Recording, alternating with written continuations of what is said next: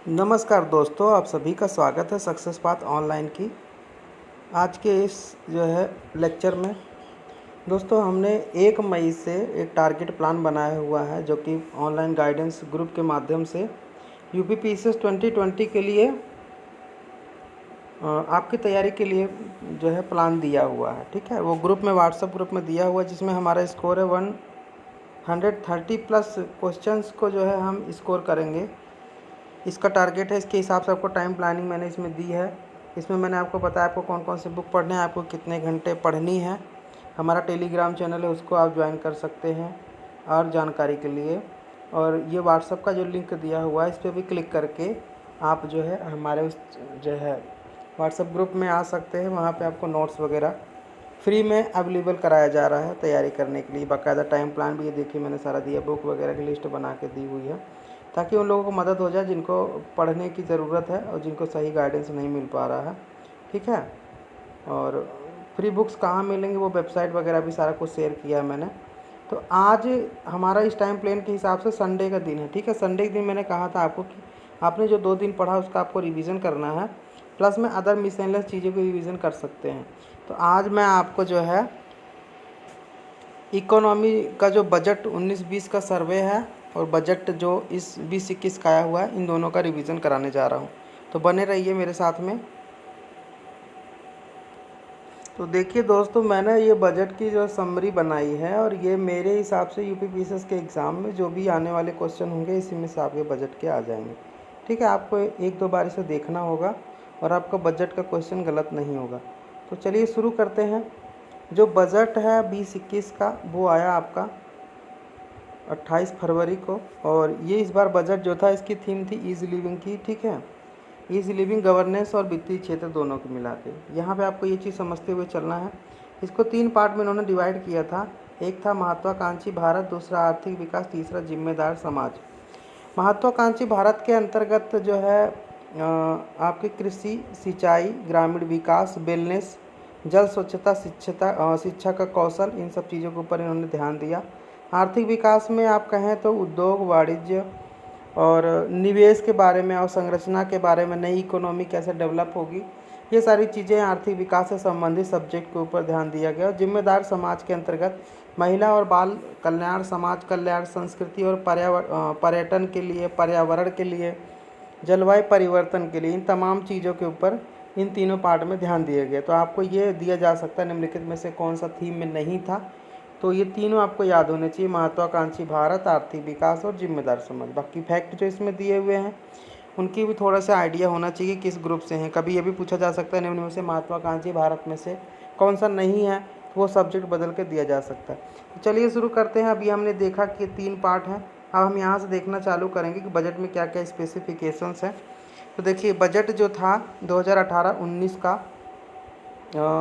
उसमें उसके अनुसार उसमें क्या हुआ था कि 7 लाख करोड़ का डीबीटी के माध्यम से ट्रांसफ़र किया गया। मतलब डीबीटी के माध्यम से 7 लाख करोड़ रुपए का ट्रांसफ़र किया गया था। ठीक है, एक विशेषता और है कि जो है इन्होंने एक जमा बीमा कवरेज था, पहले 1 लाख रुपए था जमा बीमा कवरेज, उसको बढ़ा के 5 लाख कर दिया। मतलब क्या है कि पहले बैंक ड्राफ्ट होते थे तो आपकी कितना भी अमाउंट हो लेकिन बैंक 1 लाख से ज़्यादा नहीं दे सकते थे, उसे इन्होंने बढ़ा के 5 लाख कर दिया है। ठीक है, मैं स्पेशल फैक्ट बताऊंगा जिससे प्रश्न बनेंगे केवल, बस उससे ज़्यादा कुछ नहीं बताऊंगा। एक आपका सरफेसी अधिनियम के तहत ऋण वसूली को एनबीएफसी के लिए पात्रता सीमा जो थी उसे घटा दिया गया ताकि जो है और एनबीएफसी इंक्रीज़ करे, लोन वगैरह दे। तो इसके लिए 100 करोड़ की उनकी पात्रता होती थी, उसको हटा के इन्होंने क्या कर दिया, 50 लाख रुपए कर दिया। ठीक है, मतलब ये 50 लाख के ऊपर का ऋण दे सकते हैं। कारपोरेट बैंक की एफपीआई 15% निर्धारित की, जो एफपीआई सीमा थी। नए ऋण को ईटीएफ सरकारी शेयरों के लिए प्रस्तावित कर दिया। ठीक है, जो नए ऋण थे। कारपोरेट बांड से एफपीआई की सीमा जो थी वो भी आपकी 15% कर दी गई। ठीक है, उसके बाद क्या किए, अब इसमें ये बताया गया है कि भारत जो है कैसे कि जो है आपकी 5वीं अर्थव्यवस्था है। तो कौन कौन से देश सीरियल में वो याद करना चाहिए आपको, अमेरिका है, चीन है, जापान है, जर्मनी है, फिर भारत 5वीं अर्थव्यवस्था है। अमेरिका की 21.4 ट्रिलियन डॉलर की अर्थव्यवस्था है, चाइना की 14.10 है, जापान की 5.2 है और जर्मनी की 3.9 है और भारत की 2.9 ट्रिलियन की अर्थव्यवस्था है। कर प्रस्ताव की बात करें तो कॉर्पोरेट टैक्स दर और विनिर्माण व विद्युत क्षेत्र में नई कंपनियों के लिए 15% की रियायत दर कर दी गई है। ठीक है, नई कंपनियों के लिए कॉर्पोरेट टैक्स को मतलब घटा दिया गया। विश्व का सबसे कम कॉर्पोरेट टैक्स वाला देश माना जा रहा है, उनके भाषण में ऐसा उन्होंने कहा था। तो यहाँ हमने देख लिया कि डीबीटी के माध्यम से कितने लाख करोड़ का, डीबीटी के माध्यम 7 लाख करोड़ का ट्रांसफर हुआ। बीमा कवरेज की 1 लाख से 5 लाख रुपए बढ़ा दिया गया। और आपका ये सरफेसी अधिनियम के अंतर्गत जो है एनबीएफसी के लिए पात्रता सीमा घटा दी गई है। ठीक है, और कॉरपोरेट बैंक की जो पीआई है उसको 15% कर दी गई है। नए ऋण में ईटीएफ सरकारी बैंकों के लिए शेयर प्रस्तावित किया, मतलब सरकारी शेयरों के लिए भी प्रस्तावित कर दिया ईटीएफ को। ठीक है, कॉरपोरेट बॉन्ड को से एफटीआई की जो सीमा है उसे 15% कर दिया। इसके बाद आगे देखते हैं अभी ये इनकम टैक्स के बारे में क्या किया गया था। आसान कर अनुपालन के लिए ये तो आपकी जो स्पेशल इनकम टैक्स के लिए तो अभी आगे देखेंगे। आसान कर के अनुपालन के लिए सभी धर्मार्थ संस्थाओं को एक विशिष्ट पंजीकरण संख्या जारी करने की बात की गई, ताकि उनके कर का जो सिस्टम है वो पता लग सके कि कितना उनके पास दान आ रहा है, क्या आ रहा है, उसके लिए। ठीक है, चिकित्सा उपकरणों के आयात पर कर की छूट मिलती है ना, कर की छूट मिलती है, तो इसे रजिस्ट्रेशन कराएंगे धार्मिक संस्थानों का। चिकित्सा उपकरणों के आयात पर जो है उपकर लगाना, क्योंकि ये भारत में बनाए जाते हैं। क्योंकि आप देखो चिकित्सा के सामान बाहर से आते हैं, तो जो अपने घर यहाँ देश का जो उत्पाद है उसको हानि ना हो, इसके लिए इन्होंने इसके उपकर लगा दी चिकित्सा उपकरणों के ऊपर। आप साधारण देखिए आयकर की दरें क्या हैं, बदल गई आयकर की दरें जो थी। तो ये जो आयकर की दरें हैं आपकी 5 लाख से कम की आय पे 0% है, 5 लाख से 7.5 पे 10%, 7.5 लाख से 10 लाख पे 15% है, 10 लाख से 12.5 लाख पे 20% है। ठीक है, और जो है 12.5 से 15 पे 25% है, 15 पे 30% ये है। एक पीएम कुसुम योजना है, इसके अंतर्गत 20 लाख किसानों को शामिल किया जाएगा। ठीक है, और ग्रिड से जुड़े पंपों के लिए 15 लाख किसानों को लाभ मिलेगा इसका। और सेल्फ हेल्प ग्रुप के ऐसे ही कई ऐसे स्कीम्स के बारे में आता है, जैसे पीएम कुसुम योजना के अंतर्गत कितने किसानों को लाभ मिलेगा, 20 लाख किसानों को। पीसेस कई भी पीसेस का ऐसे प्रश्न आते ही हैं। या कुसुम योजना किस चीज़ से संबंधित, सोलर पंप से संबंधित है। ठीक है, तो यही क्वेश्चन आते हैं। जैसे अब 20 लाख किसानों का पीएम कुसुम योजना के अंतर्गत लाभ मिलेगा, अगर ग्रिड से जुड़े पंप के लिए 15 लाख किसानों को लाभ मिलेगा। ऐसे ही इन्होंने कहा कि जो है भंडारण स्कीम लाई है सेल्फ हेल्प ग्रुप के लिए। और ये एक इम्पॉर्टेंट फैक्ट है, किसान रेल और कृषि उड़ान। किसान रेल है इंडियन रेलवे से संबंधित, जबकि कृषि उड़ान जो है नागर विमानन मंत्रालय से संबंधित है। ये पेरिसेबल गुड्स के लिए है सारी चीज़ें। ठीक है, अब यहाँ पे एक इम्पॉर्टेंट फैक्ट देख लीजिए, 2025 तक दूध प्रसंस्करण क्षमता को 2 गुना करने का लक्ष्य है। 2022-23 तक मछली उत्पादन को 20 लाख टन करने का लक्ष्य है। और 2024-25 तक मछली का जो निर्यात होगा उसे 1 करोड़ टन करने का लक्ष्य है। ठीक है, तो ये हो गया हमारा ये जो है एक पार्ट। अब देखते हैं अगला, हमने रिसिप्ट कितनी मिली, कहाँ से मिली है, और हमें डेबिट कितना हुआ, कहाँ खर्चा किया है, इससे प्रश्न बनाए जाते हैं। देखिए रिसिप्ट जो मिला है हमें सबसे ज़्यादा उधार और देयताएँ जो हमने दी हैं उनसे मिला है, फिर कॉर्पोरेट टैक्स से मिला है, जीएसटी से मिला है, आयकर से, फिर कर विभिन्न राजस्व से, फिर आपको सेंट्रल एक्साइज ड्यूटी से, फिर आपका जो है जो बॉर्डर शुल्क होता है उसके ऊपर मिला हुआ है। ठीक है, तो ये सीरियल में कई बार आया हुआ है। जैसे आपसे ये पूछा जाएगा निम्नलिखित में से कौन सा अवरोही क्रम में है, मतलब घटते क्रम में कौन सा है, तो हमें याद रखना पड़ेगा कि उधार देयताएँ, निगम कर, उसके बाद जीएसटी, फिर आयकर। ठीक है, इतने तो कम से कम याद होने ही चाहिए। और इनकी जो क्या कहते हैं आपका अलॉटमेंट है, मतलब कितना कितना परसेंट मिला है। उधार और देयताएँ से 20% मिला है, निगम कर का 18% है, जीएसटी का 18% है, आयकर का 17% है, कर विभिन्न राजस्व का 10% है, और आपका तो केंद्रीय उत्पाद शुल्क का 7% हिस्सा है, और सीमा शुल्क का 4%। तो सबसे ज़्यादा किसका है, अगर आपसे प्रश्न में दिया हो, अगर उधार और देयताएँ दिया होगा तो वो लगाना होगा। ऐसे भी कथन बनाए जा सकते हैं कि जीएसटी और निगम कर जो है ज़्यादा है या कम है या बराबर, इस पर प्रश्न बनाएंगे। तो आपको यहाँ ध्यान रखना है कि जीएसटी का और जो कॉर्पोरेट टैक्स है दोनों इस बार का बराबर है। अब इसके हिसाब से अब देख लेते हैं हम कि खर्चा हमने कहाँ कितना किया है। सबसे ज़्यादा खर्चा हमने किया है करों और शुल्कों में राज्य का हिस्सा जो हुआ वो 20% है। ब्याजों का भुगतान हम करते हैं 18%। केंद्रीय स्कीमें जो होंगी उस पर 13% है। वित्त आयोग और अन्य व्यय दोनों 10% है।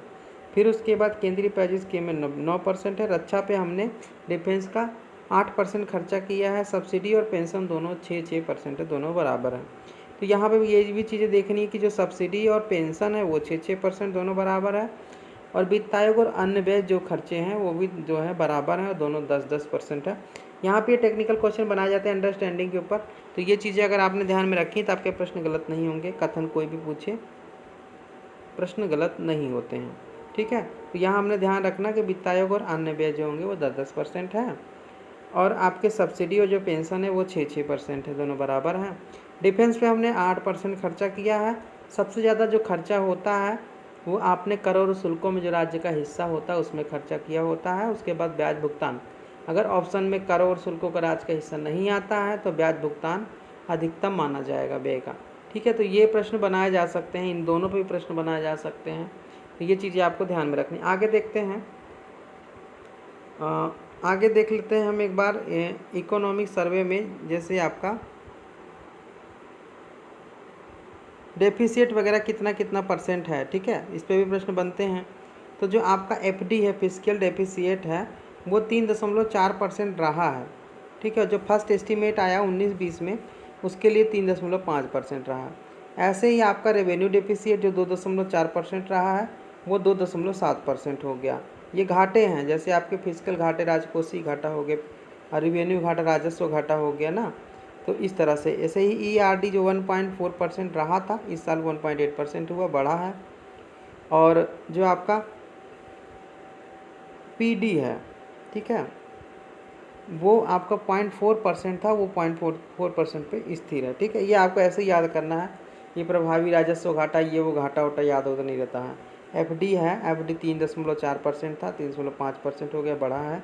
आरडी है 2.4%, 2.7% बढ़ा है। ईआरडी है, डेफिसिट सारे ही बढ़े 1.4 से लेकर 1.8 तक। जो आपका पीडी है वो वही 0.4% है, ठीक है, प्राइमरी डेफिसिट कहते हैं इसको। तो ये स्थिर बना हुआ है। इसके बाद कुछ योजनाएं देखते हैं। अब यहाँ से जो होगा फैक्ट के क्वेश्चन बनते चले जाएंगे आपके, ठीक है। देखिए, प्रधानमंत्री जन आरोग्य योजना, इसके अंतर्गत 20,000 अस्पतालों के पैनल को शामिल किया जाएगा। और एक टीबी हारेगा देश जीतेगा स्कीम है, 2025 तक टीबी ख़त्म करना है। 2024 तक सभी जिलों में जन औषधि केंद्रों की विस्तार करने का लक्ष्य रखा है। स्टे इन इंडिया कार्यक्रम के तहत इंडिया एसएटी का एशिया और अफ्रीका में संचालन किया जाएगा, ठीक है। इसके बाद क्या है, राष्ट्रीय कपड़ा मिशन का विस्तार 4 वर्ष के लिए किया गया है, ठीक है। इस साल अधिक निर्यात तथा ऋण वितरित करने के लिए निर्वीक योजना लाई गई है, ठीक है। तो निर्यात से संबंधित है, इस पे प्रश्न बन सकता है। तो ये हो गया आपका। आगे देख लेते हैं हम, यहाँ देख लेते हैं। और आप देखिए 100 और हवाई अड्डों को जो है उड़ान योजना के अंतर्गत पुनः विकसित किया जाएगा। नेशनल जो है गैस ग्रिड को 27,000 किलोमीटर तक का विस्तार किया जाएगा। एक गुजरात में गिफ्ट सिटी है, वहाँ पे अंतर्राष्ट्रीय बुलियन एक्सचेंज की स्थापना की जाएगी, ठीक है, गुजरात में है। और जनजाति संग्रहालय बनाया जाएगा रांची में। इसके बाद लोथल जो है आपका, वहाँ पे समुद्री संग्रहालय बनाया जाएगा, ये भी आपको याद रखना है। अब देखिए कितने कितने जो है पैसे मिले हैं। जैसे आप देखिए, पोषण कार्यक्रम के लिए 35,600 करोड़ रुपए अलॉट किए गए हैं। 85,000 करोड़ रुपए आपके SC ST OBC के कल्याण के लिए दिए गए हैं, ठीक है। संस्कृति मंत्रालय के अंतर्गत भारतीय धरोहर और संरक्षण के संस्थान की स्थापना के बारे में बात की गई है, ठीक है।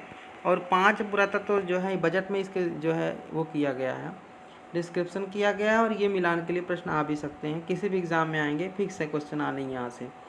तो ये स्थल के बारे में आपको वैसे पता भी होना चाहिए। और ये स्थल कौन कौन से हैं? 5 पुरातत्व स्थल है, इनका डेवलपमेंट किया जाएगा।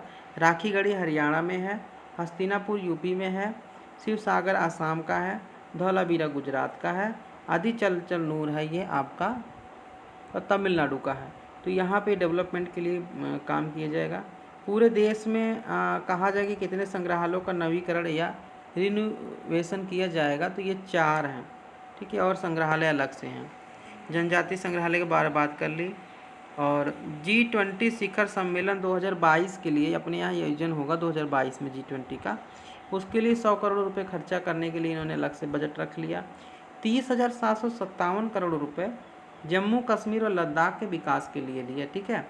इसमें से जो 1958 करोड़ रुपए है, 5958 करोड़ रुपए केवल लद्दाख के लिए हैं, ठीक है। और ये मैंने आपको बता ही दिए, जमा बीमा क्रेडिट गारंटी स्कीम थी, जिसके अंतर्गत DCGC में आपके 1 लाख से बढ़ा के 5 लाख कर दिया गया, ठीक है। कारपोरेट बांडों में जो है PI की सीमा थी उसे 9% से बढ़ाकर 15% तक कर दिया गया।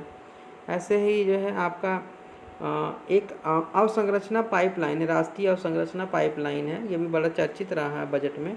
तो 103 लाख करोड़ रुपए इसके लिए दिया गया। इसके अंतर्गत जो है डेवलपमेंट किया जाएगा बेसिक्स इंफ्रास्ट्रक्चर्स के लिए, ठीक है। तो 103 लाख करोड़ रुपए इसके लिए दिया गया है। और बजट में ये बताया गया है कि 2006 से लेके 2016 तक में कुल 227.1 करोड़ या 271 मिलियन लोगों को गरीबी रेखा से बाहर निकाला गया है। ये एक उपलब्धि के तौर पे इन्होंने बताया। हालांकि वास्तविकता के बारे में चर्चा करने की कोई हमें ज़रूरत नहीं है, क्योंकि हमें एग्ज़ाम पर्सपेक्टिव से देखना है। और इन्होंने ये बताया कि 2014 से 19 तक जो FDI है हमारा 284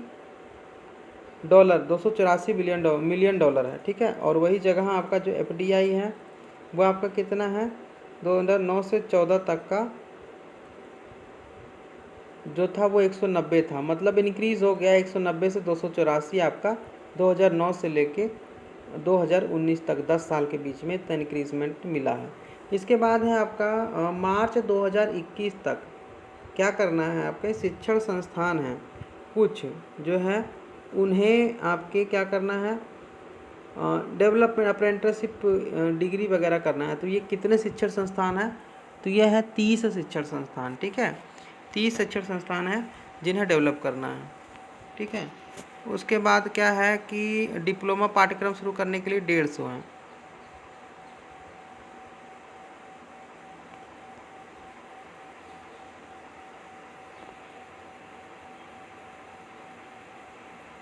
नहीं सॉरी, ये गलत हो गया मेरे से, बोल दिया, गलत निकल गया मुझसे। ये है मार्च 2021 तक जो है उच्च शिक्षण संस्थान अप्रेंटिसशिप एम्बेडेड डिग्री डिप्लोमा पाठ्यक्रम शुरू किया जाएगा। 150 संस्थान ऐसे हैं, ठीक है, सॉरी 150 संस्थान है ये, जहाँ पे आपके हायर स्टडीज़ के लिए अप्रेंटिसशिप प्रोग्राम के लिए कार्य किया जाएगा। भारत में अध्ययन कार्यक्रम के तहत आपने अफ्रीका में, ये तो मैंने बता ही दिया था आपको, इंडिया सेट का संचालन होगा।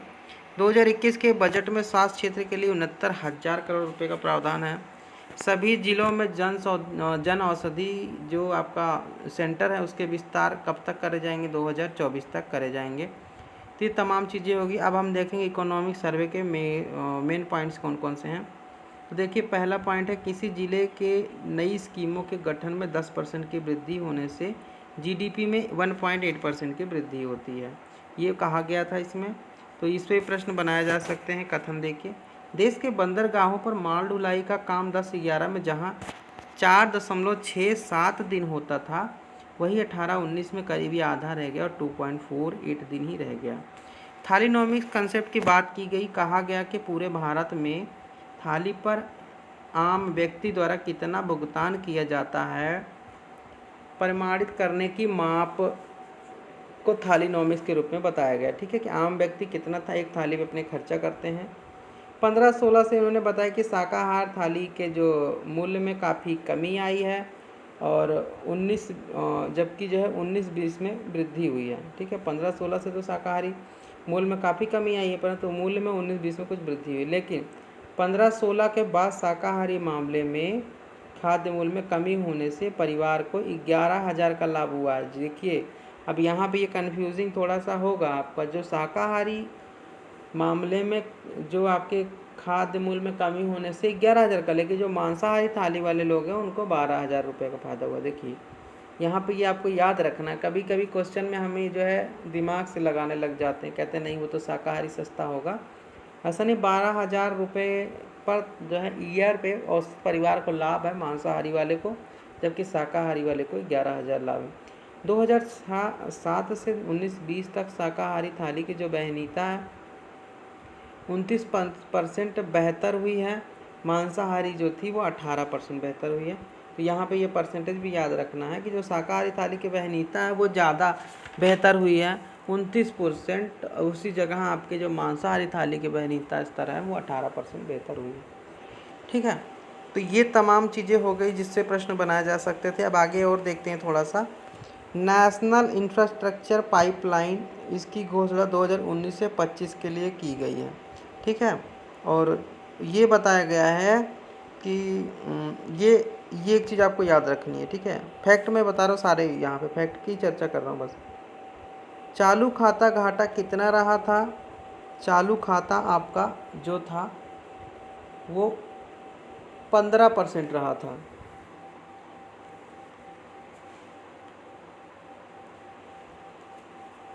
नेशनल इंफ्रास्ट्रक्चर की बात कर ली हमने, सॉरी 15% नहीं होगा, ये होगा आपका 1.5%। 1.5% रहा था चालू खाता घाटा, जो कि 18-19 में 2.10% हो रहा था, तो ये इस साल कम हुआ था।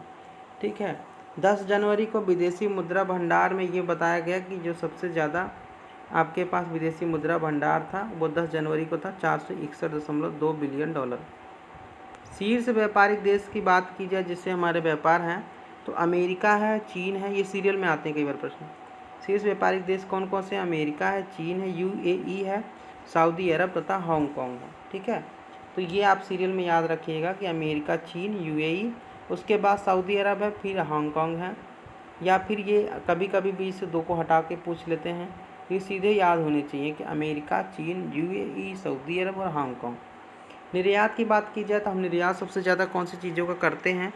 पेट्रोलियम उत्पाद का करते हैं, फिर बहुमूल्य पत्थर का करते हैं, फिर औषधियों का करते हैं, फिर स्वर्ण और आभूषण का करते हैं, और फिर पत्थर का करते हैं। ठीक है, अब बहुमूल्य पत्थर इसी में आते हैं।